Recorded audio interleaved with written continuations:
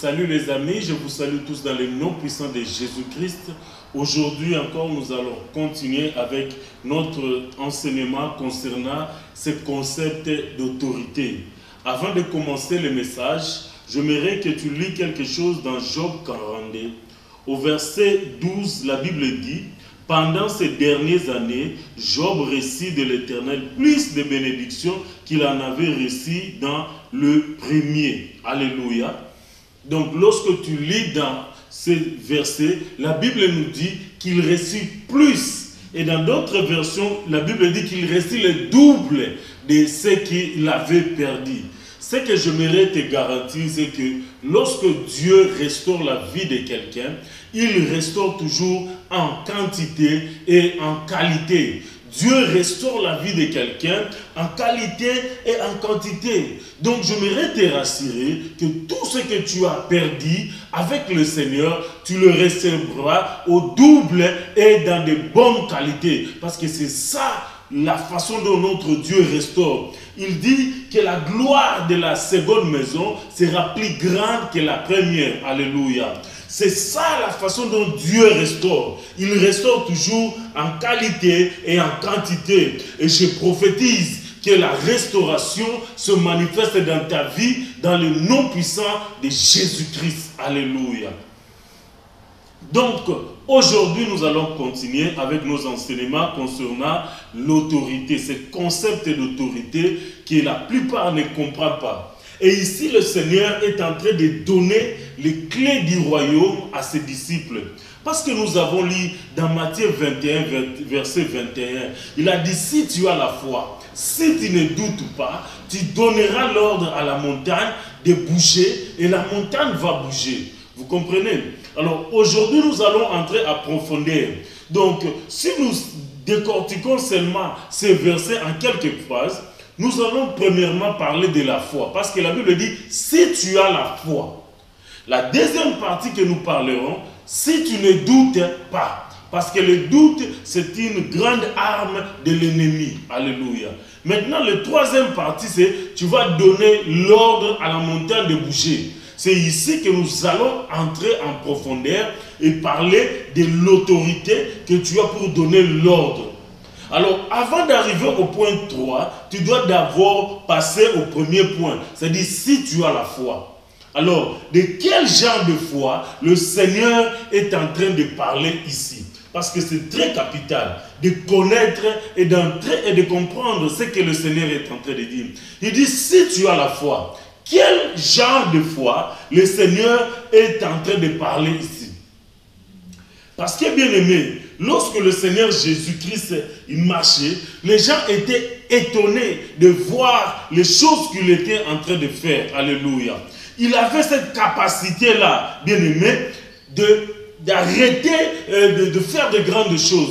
Alors, un jour, quelque chose se passait, et les disciples étaient dans la barque.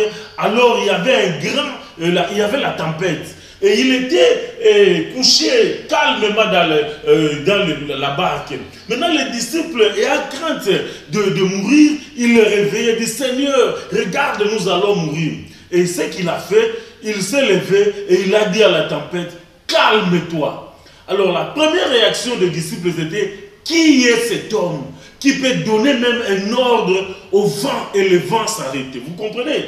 Qui est cet homme? Donc la première et la grande chose, c'était de savoir qui était Jésus. Alléluia. Qui était cet homme? Et vous verrez un homme comme Nicodème, qui était un docteur de la loi. Il venait le soir pour comprendre le mystère de cet homme. Et il lui dit: Seigneur, les choses que tu es en train de faire, si ce n'est pas quelqu'un qui vient d'en haut, de Dieu, il ne peut pas faire ces choses. Donc, Nicodème a voulu savoir comment est-ce que Jésus-Christ était capable de nager dans le surnaturel. Comment est-ce que Jésus pouvait avancer, voler, nager dans le surnaturel. Et j'ai aimé la réponse du Seigneur. Il lui a dit ceci: si tu n'es pas né de nouveau, tu ne peux pas voir le royaume de Dieu. Alléluia. Et ici, c'est la clé de la première des choses, c'est la foi. La foi ici, ça concerne quoi? C'est la foi de savoir premièrement qui tu es. avant d'entrer dans la parole, alléluia, avant d'avoir foi à ce que Dieu va faire, avant d'avoir foi à ce que Dieu est capable de faire. Ici, la foi, c'est de savoir qui tu es. Voilà pourquoi Jésus, notre Seigneur, dit à Nicodème, il faut que tu nais de nouveau. Tu dois savoir qui tu es. Alléluia. Parce qu'il lui dit, celui qui est né de la chair est chair, mais celui qui est né de l'esprit est esprit. Alléluia. Voilà pourquoi quelqu'un doit naître spirituellement pour exercer et nager dans le spirituel. Alléluia. Tu ne peux jamais, et écoute-moi très bien, tu ne peux jamais donner un ordre à la montagne de bouger si tu n'es pas un homme surnaturel ou spirituel. C'est-à-dire un homme naturel qui est né d'une femme, parce que nous tous, nous naissons de femmes et nous sommes naturels. C'est-à-dire lorsque tu es né, tu as reçu tes traits physiques de tes parents, tu es membre de la famille de ton père et de ta mère, et tu fais partie à une tribu, à un clan, à une nation, vous comprenez? Donc tu fais partie d'un pays et tu es dirigé et tu es contrôlé par les lois de ce pays, par le mouvement de ces tribus. Donc physiquement par là, tu as tout et tu peux exercer, et tu as même des talents physiques que tu peux exercer par rapport à ton territoire. Vous comprenez, tu as une nationalité et tu peux agir en tant que tel, en tant qu'un citoyen de ce pays, et la constitution de cette nation est en train de te couvrir. Alléluia. Donc tu as aussi des potentiels physiques qui te permettent d'évoluer et d'être élevé dans ce pays d'où tu fais partie. Mais lorsque nous entrons maintenant dans les surnaturels, pour donner maintenant les ordres à la montagne de boucher, maintenant il s'agit de choses surnaturelles et spirituelles. Voilà pourquoi il est très important, le Seigneur dit, tu dois naître de nouveau. Alléluia. Donc si tu veux exercer, nager dans le surnaturel, la première des choses, c'est naître de nouveau. Parce que ce qui est né de la chair est chair, ce qui est né de l'esprit est esprit. Et lorsque tu es né de l'esprit, voilà maintenant comment tu peux commencer à exercer les choses dans le spirituel. Et naître de nouveau, c'est quoi? C'est recevoir Jésus-Christ comme ton Seigneur et ton Sauveur. Toi qui me suis et qui n'as jamais reçu le Seigneur, voilà un bon moment de le faire. Tu as à recevoir Jésus dans ta vie comme étant Seigneur et Sauveur pour que tu puisses hériter le royaume de Dieu. Il faut que tu puisses naître de nouveau. Et c'est ça la clé même de ces versets. C'est ça la clé du surnaturel. C'est ça la clé du royaume de Dieu. Tu ne peux pas entrer dans le royaume de Dieu. Tu ne peux pas hériter la vie éternelle. Tu ne peux pas voir le ciel sans recevoir Jésus dans ta vie. Tu dois recevoir Jésus comme étant ton Seigneur et ton Sauveur pour être sauvé. Et sur la terre, il n'y a que ce nom de Jésus qui sauve. Et lorsque tu reçois Jésus dans ta vie, tu es né de nouveau. Il y a un miracle du Saint-Esprit qui se passe. Il y a une transformation, une régénération spirituelle et surnaturelle qui se fait. Automatiquement, tu es né de nouveau, tu es né dans la famille de Dieu. C'est ce que l'apôtre Jean a dit dans 1 Jean 1, verset 12 à 13. Il dit à tous ceux qui l'ont reçu, il leur a donné le pouvoir de devenir enfants de Dieu. Ils ne sont pas nés de la chair, mais ils sont nés de l'esprit. Alléluia. Donc, lorsque tu reçois Jésus, tu es né de nouveau. Et lorsque tu es né de nouveau, tu appartiens à une nouvelle famille, la famille des enfants de Dieu, la famille de Dieu. Tu deviens automatiquement héritier de Dieu et co-héritier de Christ. Tu appartiens à un nouveau royaume. La Bible dit dans Colossiens qu'il nous transporte de ce royaume au royaume de son Père. Donc nous commençons à nager et à être gardés par de nouvelles lois. La loi du ciel commence à s'appliquer dans nos vies. Nous ne sommes plus des hommes naturels, mais nous devenons des hommes spirituels et surnaturels. Parce que nous avons la nature divine. C'est pourquoi les gens demandaient, qui est cet homme? Cet homme est le Fils de Dieu. Alléluia. Voilà pourquoi j'étais en train de méditer sur quelque chose. Jésus qui dit à Philippe, si tu me vois, tu vois le Père. Qu'est-ce que cela veut dire? Alléluia. C'est que donc, je suis avec vous il y a beaucoup de temps, mais tu ne m'as pas connu. Celui qui a ma vie a vu le Père.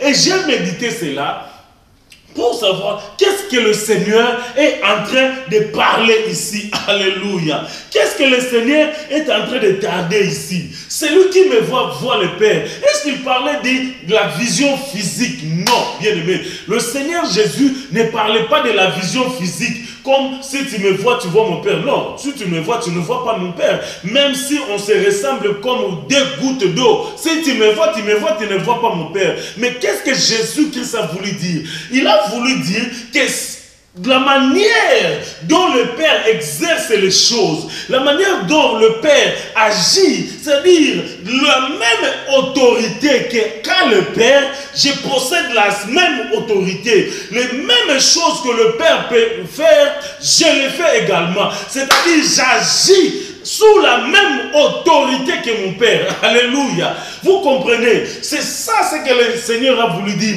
Qu'il avait cette même autorité. C'est ce qu'on appelle la délégation. Tu es en train de déléguer un pouvoir. Alors tout le pouvoir du Père était assis dans le Fils. C'est-à-dire lorsque tu vois le Fils, il agit directement comme si c'était le Père qui agissait.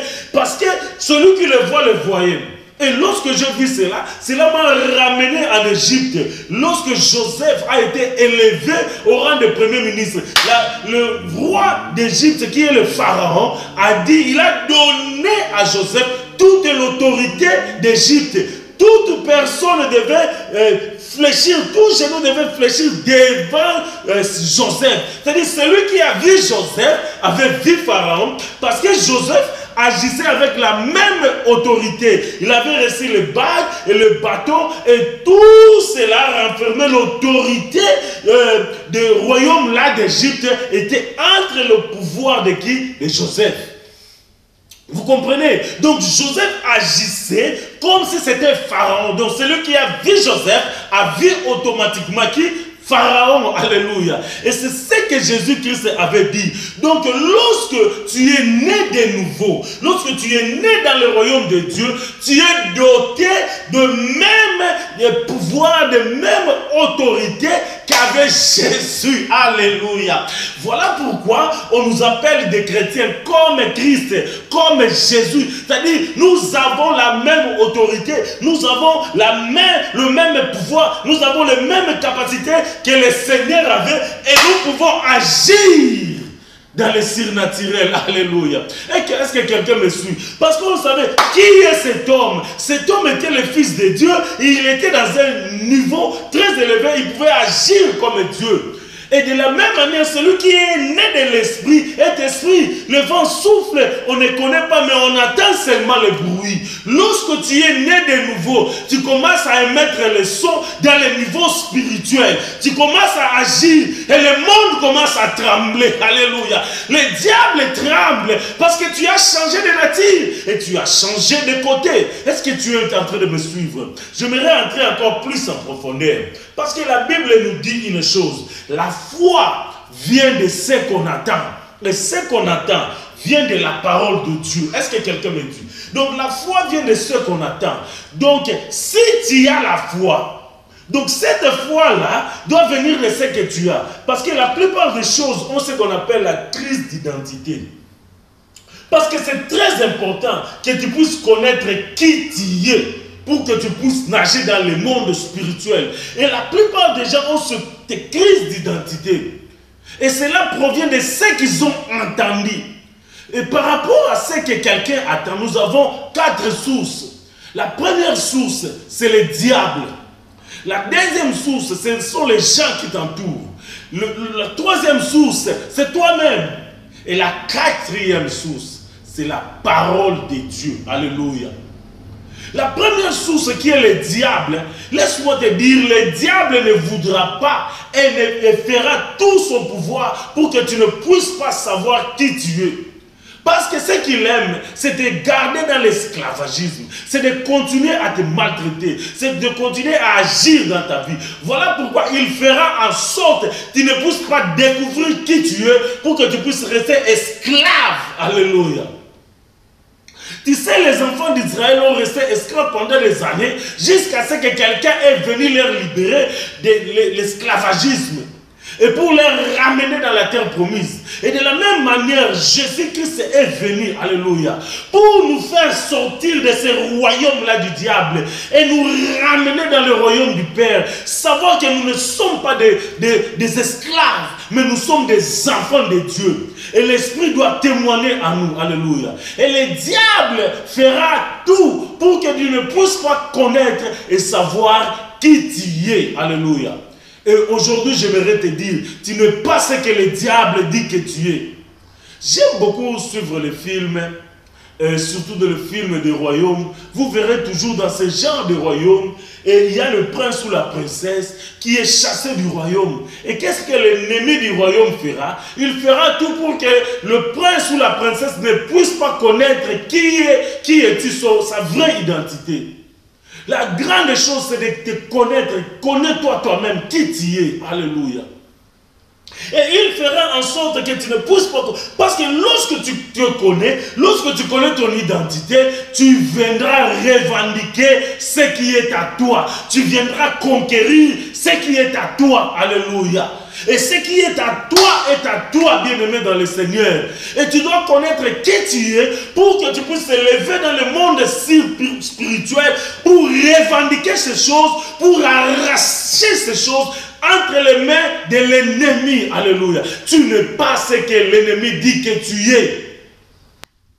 Bien-aimé dans le Seigneur, la deuxième des sources, ce sont les gens qui t'entourent, les gens de ta famille, tes parents. Qu'est-ce qu'ils disent de ta personne? Alléluia. Ça, c'est la deuxième des choses. La plupart des gens, leurs personnalités sont déformées par rapport à ce qu'ils ont écouté. Ils ont ce qui ont le self-esteem. Cette estime est tombée à cause de ce qu'ils ont entendu, à cause des paroles qu'ils ont reçues des gens, à cause des paroles de ses parents. Toi, tu es un vaurien. Toi, tu ne peux rien faire. Toi, tu ne peux pas évoluer. À cause de ce qu'ils attendent, cela a brisé leur self-esteem et ils se voient comme s'ils ne peuvent rien. Alléluia. Et je ne sais pas si tu es dans ce cas.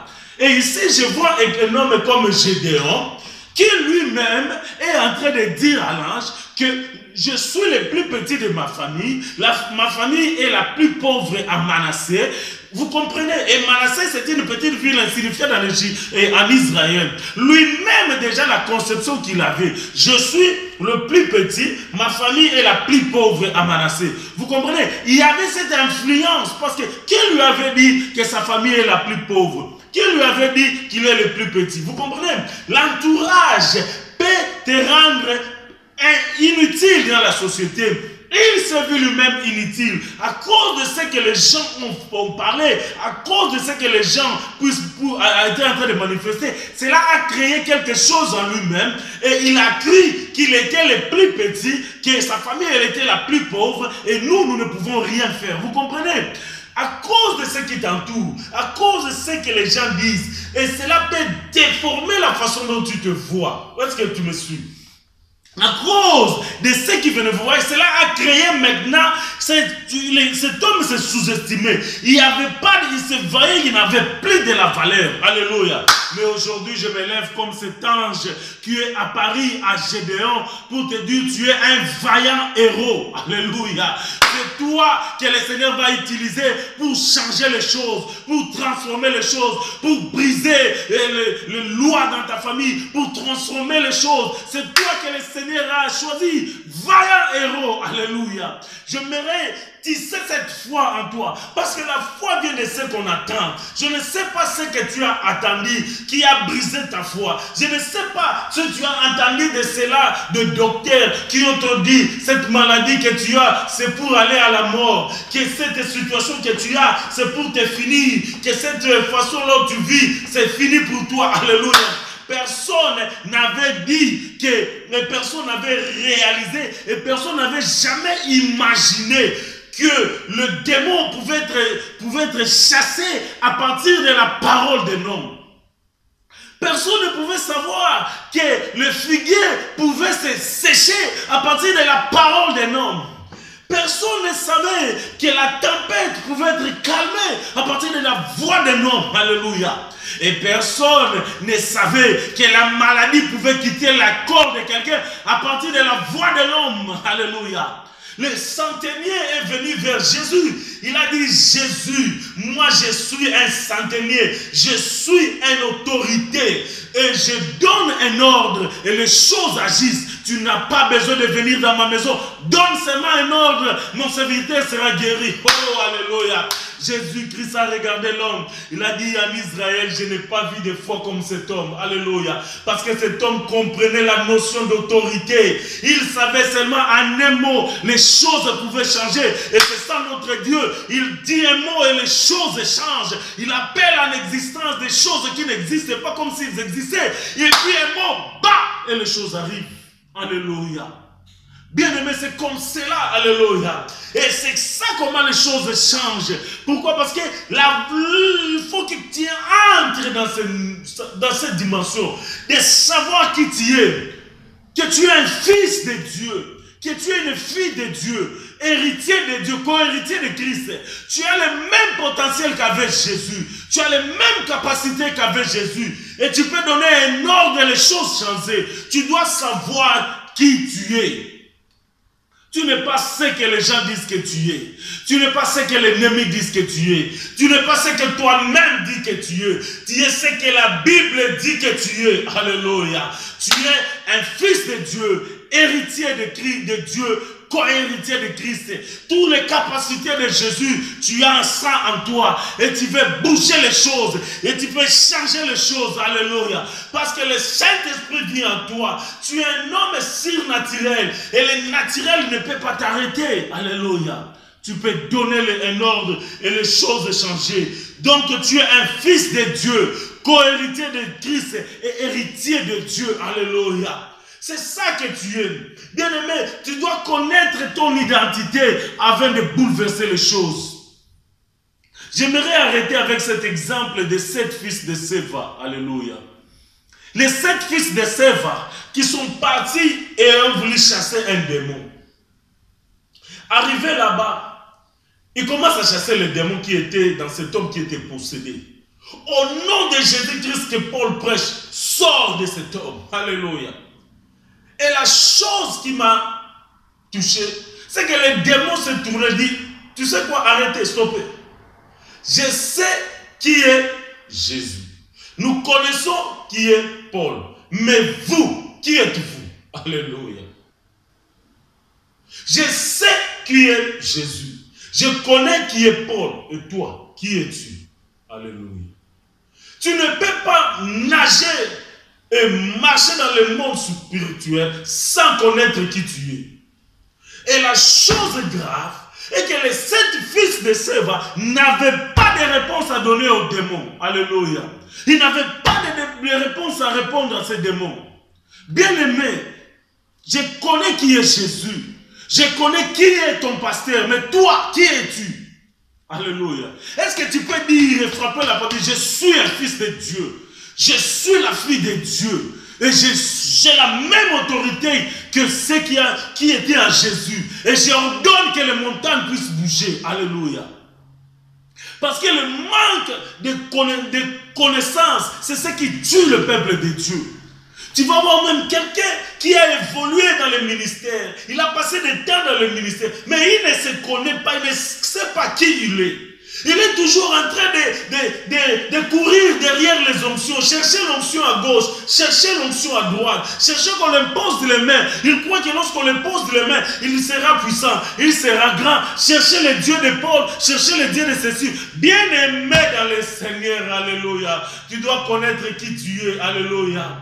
La personne qui est derrière l'onction, c'est celui qui baptise dans le Saint-Esprit. Alléluia. Celui qui remplit de l'onction. J'aime ce que Jean-Baptiste a dit. Il dit, un homme ne peut recevoir que ce qui lui a été prévu à partir d'en haut. Tu peux courir dans n'importe quel pays, chercher de l'onction, chercher ceci. Tu ne recevras que ce que Dieu a prévu pour toi à partir d'en haut. Et à partir d'en haut, bien-aimé dans le Seigneur, il y a des choses que Dieu a réservées. La Bible dit, il nous a bénis de toutes sortes de bénédictions dans le monde spirituel. Bien-aimé dans le Seigneur, est-ce que les yeux peuvent s'ouvrir et voir les dépôts des choses que Dieu a préservées pour toi? La personne qui est derrière le réveil, ce n'est pas un homme, c'est lui-même Jésus. Il baptise dans le Saint-Esprit. C'est ce que l'apôtre, c'est ce que Jean-Baptiste a dit. Moi, je ne peux pas ouvrir ces lacets, mais lui, il baptise dans le Saint-Esprit et il est vivant. De génération en génération, il baptise dans le Saint-Esprit. D'âge en âge, il baptise dans le Saint-Esprit. C'est lui la personne du réveil. Lorsque tu regardes dans l'Apocalypse, dans le chapitre 2, la Bible dit qu'il est en train de marcher, alléluia, dans tous les âges de l'église. C'est lui l'homme du réveil, Jésus de Nazareth. Il baptise dans le Saint-Esprit.